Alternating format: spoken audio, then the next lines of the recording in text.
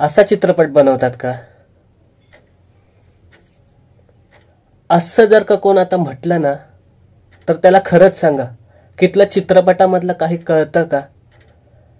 कारण धर्मरक्षक महावीर छत्रपती संभाजी महाराज हा चित्रपट इतका सुंदर बनवलाय की तो सर्वांगीण सुंदर आहे. मग त्याची कथा असू देत, मग त्याचं जे VFX आहे ते असू देत, किंवा त्याची बांधणी असू दे, किंवा त्याची वेशभूषा असू दे, त्याचे जे संवाद आहेत ते असू देत, सर्वतोपरी सुंदर इतका छान चित्रपट आहे. मी आज पाहिला, तुम्ही सर्वांनी पहा.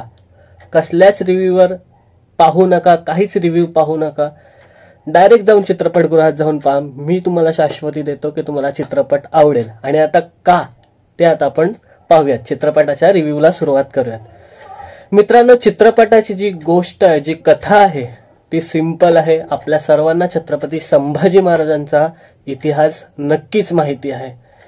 चित्रपटात छत्रपती संभाजी महाराजांचं जे बालपण आहे त्यापासून जी सुरुवात आहे ती दाखवली आहे. चित्रपटात जी सुरुवात आहे ती वाघासोबत छत्रपती संभाजी महाराजांची जी युद्ध आहे, जी लढाई आहे ती दाखवली आहे.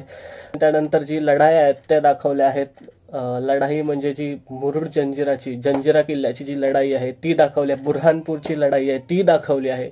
महाराजांनी बुऱ्हाणपूर शंभूराजांनी बुऱ्हाणपूर कसा जिंकला ते दाखवले आहे. त्याच्यानंतर जंजिराची जी ग्रँड स्केलवरची लढाई दाखवली आहे ती आहे. तर एकूणच कथा हीच आहे. लहानपण, बालपण, शंभूराजांचं लढाई आणि जी बुऱ्हाणपूरची लढाई आणि जंजिराची लढाई, तर हीच काही कथा आहे.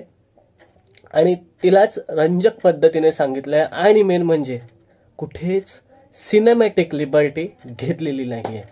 म्हणजे कथा काहीतरी वेगळा वळण दिलेला आहे, इतिहास वेगळा आहे, असं काहीच झालेलं नाही आहे. ह्याची मला पूर्णपणे गॅरंटी आहे, कारण मला इतिहास व्यवस्थित छत्रपती संभाजी महाराजांचा माहिती आहे. त्यामुळे सिनेमॅटिक लिबर्टी कुठेच घेतली नाही, त्यामुळे कुठेच नावं ठेवायला जागा नाही आहे. हा झाला कथेचा भाग. आता आपण येऊयात परफॉर्मन्सकडे, जे परफॉर्मन्स केलेले आहेत या चित्रपटामध्ये. तर ठाकूर अनूप सिंग यांनी जी छत्रपती संभाजी महाराजांची भूमिका केली आहे त्या भूमिकेला पूर्णपणे न्याय दिलेला आहे असं मी म्हणेन. कारण छत्रपती संभाजी महाराजांना आपण तर पाहिलं नाही आहे, आणि जेव्हा आपण त्यांना पाहतो, म्हणजे ठाकूर अनूप सिंगच्या रोलमध्ये, त्या भूमिकेमध्ये त्यांना जेव्हा पाहतो ॲज अ छत्रपती संभाजी महाराज, तेव्हा खरंच वाटतं की असेच असावे आपले शंभूराजे आणि इतकेच कणखर असावे ते. तर लढाईंमध्ये त्यांचा जो रोल आहे तो तितकाच इम्पॅक्टफुल, आणि जेव्हा इमोशनल सीन येतात तितकाच इम्पॅक्टफुल आहे असं मला वाटतं. त्यानंतर किशोरी शहाणे आहेत राजमाता जिजाऊंच्या भूमिकेत, महाराणी येसूबाईंच्या भूमिकेत अमृता खानविलकर आहेत. तर त्यांची भूमिका अगदी योग्य निवड आणि खूप छान भूमिका आहेत. इतरही कलाकार जे आहेत, जे विलनच्या भूमिकेत आहेत, कमलेश सावंत, त्यांची भूमिकेमध्ये क्रूरता तशीच दिसून येते. औरंगजेबाची ज्यांनी भूमिका केली आहे त्यांची क्रूरता तितकीच, कारण औरंगजेबचाच आणि छत्रपती संभाजी महाराजांच्या आणि कमलेश सावंत त्यांच्या भूमिकेमध्ये हा चित्रपट फिरत राहतो. तर त्या तिघांच्या भूमिका तोडीस तोड आहेत असं मला वाटतं. आणि बाकीचे इतर कलाकार जे आहेत त्यांच्या भूमिका चांगल्या आहेत. एकूणच जी ॲक्टर्सची जी भट्टी आहे ती जमून आली आहे असं मला वाटतं. ज्या काही भूमिका केल्या आहेत त्या खूप छान आहेत. आता आपण चित्रपटाच्या फर्स्ट हाफ आणि सेकंड हाफ. फर्स्ट हाफ आहे ना, कॅरेक्टर इंट्रोडक्शन मध्ये थोडा ड्रॅग झालाय. म्हणजे चित्रपट एकूण जवळपास 3 तासांचा आहे. त्यामुळे जर का बघा, ज्यांना इतिहास माहिती आहे ना त्यांना हा चित्रपट ड्रॅग झालेला वाटणार नाही, कारण त्यांना त्या बारीक बारीक गोष्टी ह्या पाहायच्या असतात इतिहासाच्या चित्रपटामध्ये. तर त्या लोकांना वाटणार नाही. पण नुसतंच रंजक काहीतरी एंटरटेनमेंट म्हणून जे पाहायला जातात ना त्यांना थोडासा खेचलेला वाटेल फर्स्ट हाफमध्ये. आणि सेकंड हाफमध्ये जो पिक्चर पिकअप धरतो, जे पेस आहे चित्रपटामध्ये, तो अगदीच म्हणजे असं आपण सीटच्या एजवरती फक्त बघून अरे ही लढाई, अरे हे आणि नंतर पुन्हा एखादा क्षण तो जो भावूक करून जातो. मग ते जगा जे बघणं आहे ना खूप मजा आणून देते. आणि छत्रपती संभाजी महाराज आपले दैवत आहेत आणि त्यांना बघताना ना मोठ्या पडद्यावर खूप आनंद होतो. तर तर एकूणच हे सगळं समीकरण जुळून आलंय. आता आपण येऊयात की सेकंड हाफ मध्ये जशा लढाई दाखवल्यात तसंच जो क्लायमॅक्स आहे चित्रपटाचा, अगदी आपण जेव्हा चित्रपटाच्या बाहेर पडतो ना डोळ्यातनं अश्रू असतात. आणि जो रडत नसेल तर खरंच हा चित्रपट फक्त एंटरटेनमेंट म्हणून बघायला आला असेल. मी अगदी डोळ्यातनं अश्रू आले जेव्हा मी चित्रपटगृहाच्या बाहेर आलो.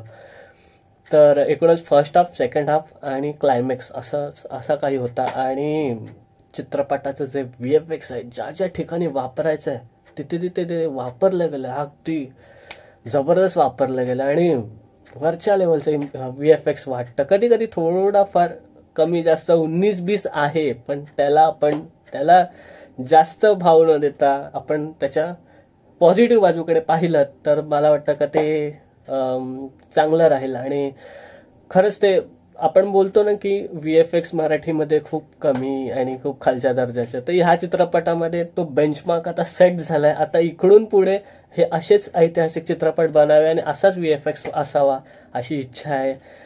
VFXची बाजू खरंच खूप चांगली आहे. म्हणजे जे ऍक्शन सीन्समध्ये जे VFX वापरले आहेत, स्लोमो मध्ये जे VFX वापरलेले आहेत ते खूप छान आहे. स्पेशली जेव्हा रात्रीचे सीन्स आहेत, ते बोटीवरनं वगैरे जातात.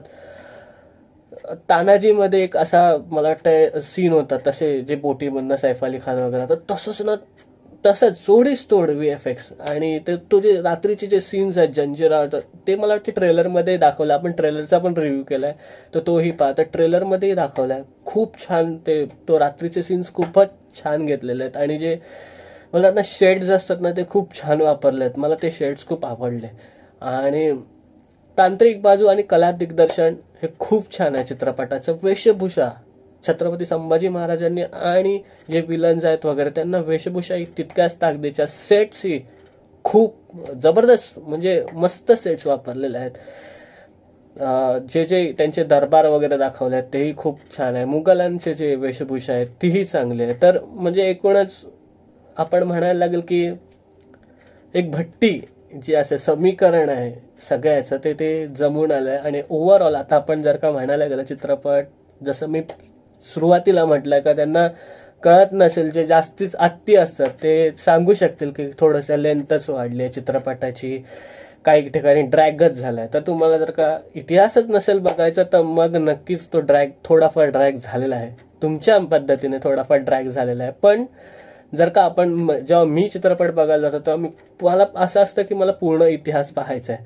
ऑफकोर्स हा फर्स्ट पार्ट आहे त्यामुळे सगळंच पाहायला मिळणार नाही. शेवटला जे आपल्याला जे पाहायचं आहे, जे असं म्हणतो ना की छत्रपती संभाजी महाराजांचं जे शेवटचे काही काळ होता तो लगेचच या पहिल्या पार्टमध्ये दाखवणार नाही, कारण दुसरा पार्टही येणार आहे चित्रपटाचा. त्यामुळे कदाचित नाही, ह्या चित्रपटामध्ये तर ते नाहीच आहे. दुसऱ्या पार्टमध्ये ते दाखवतील. दुसऱ्या पार्टचंही त्यांनी ते म्हणतात ना की थोडंसं क्ल्यू दिलेलं आहे. सो ऑल इन ऑल चित्रपट खूप चांगला आहे. कोणावरही विश्वास ठेवू नका, रिव्ह्यू पाहू नका, बिंदास चित्रपटामध्ये जा. मी शाश्वती देतो का जर का तुम्ही ऐतिहासिक चित्रपट पाहायचा असेल तर तो असाच असावा. त्याच्यामध्ये ऐतिहासिक दस्तावेज सुद्धा आहेत आणि सिनेमॅटिक लिबर्टी न वापरता रंजक पद्धतीने हा चित्रपट आपल्यासमोर प्रेझेंट केलेला आहे. आणि डायरेक्टर जे आहेत त्यांचंही अभिनंदन. मला वाटतं तुषार शेलार असं काहीतरी डायरेक्टरचं नाव आहे, तर त्यांचंही अभिनंदन. आणि जे कोणी प्रोड्युसर्स आहेत त्यांनी या चित्रपटाला प्रेझेंट केलंय त्यांचेही आभार की तुम्ही आमच्यापर्यंत इतका मोठा चित्रपट आणला आहे. तुम्हा सर्वांचे धन्यवाद. आणि पूर्ण टीम धर्मरक्षक महावीर छत्रपती संभाजी महाराज ह्या चित्रपटाच्या पूर्ण टीमचे खूप खूप अभिनंदन की तुम्ही मराठी इंडस्ट्रीमध्ये एक आता बेंचमार्क सेट केला आहे. आणि तुमच्या इतका भव्य आणि मोठा मराठी चित्रपट जो हिंदी आणि साऊथला सुद्धा नक्कीच टक्कर देईल असा चित्रपट तुम्ही बनवल्याबद्दल धन्यवाद, खूप खूप धन्यवाद. आणि होप सो तुम्हा सर्वांनाही हा आपला ट्रेलरचा चित्रपटाचा रिव्ह्यू आवडला असेल. थोडंसं शब्दामध्ये अडकायला होतं कारण मला खूप चित्रपट आवडला. सो तुम्हाला ह्या चित्रपटाचा रिव्ह्यू आवडला असेल तर तुम्ही नक्कीच हा चित्रपट पाहायला जा. आता सॅटर्डे संडे, आज जर का संध्याकाळी गेलं तर संध्याकाळी जा, सकाळी गेलं उद्या सकाळचे आणि संध्याकाळचे शो असतील. संडे फुल करून टाका चित्रपटगृह. आणि हिंदीला वगैरे काय ते करण अर्जुन आलाय, नाम चित्रपट आलाय, तर त्याला जागाच देऊ नका. बिंदास आपले चित्रपट चालवा मराठीचे. आणि हा चित्रपट भरघोस प्रतिसाद द्या. आणि तुम्हाला हा चित्रपटाचा रिव्ह्यू आवडला असेल तर नक्कीच कमेंटमध्ये सुद्धा लिहा. पुढच्या रिव्ह्यूसाठी पाहत राहा. मला वाटतं आपला पुढच्या चित्रपटाचा रिव्ह्यू रानटी चित्रपटाचा रिव्ह्यू असणार आहे, तर तोही पहा. आणि असेच मराठी चित्रपट पाहत राहा. आपण खूप छान लेवलला पोहोचतोय आता मराठी चित्रपट. असेच रिव्ह्यू पाहत राहा. आणि नक्कीच आपल्या यूट्यूब चॅनलला ना लाईक, शेअर आणि सबस्क्राईब करायला विसरू नका. कमेंट करायला विसरू नका. सबस्क्राईब केलं तर तुमच्यापर्यंत असेच व्हिडिओ पोहोचत राहतील. चला आता पुढच्या रिव्ह्यूमध्ये नक्कीच भेटू. तोपर्यंत आपला चॅनल पिक्चर प्लॅटफॉर्म पाहत राहा. धन्यवाद.